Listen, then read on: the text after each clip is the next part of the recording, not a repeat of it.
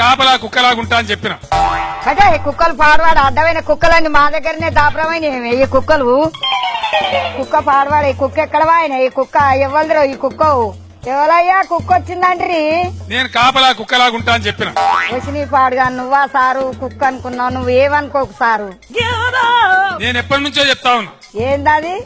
ఒక దళిత నాయకుడిని ముఖ్యమంత్రి చేస్తాను చెప్పి కేసీఆర్ ప్రకటించాడు. ఏది చేయకపోతివా మరి?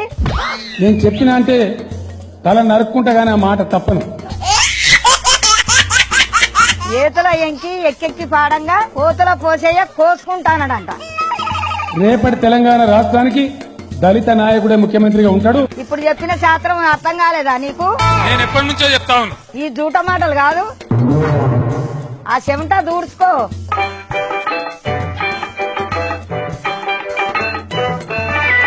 అబద్ధం చెప్పినప్పుడు చెమటలు గట్టినే వస్తాయి. ఏవో కోసుకుంటాడంట, కోసుకుంటా చాలు, మందిని పోయకపోతే చాలు.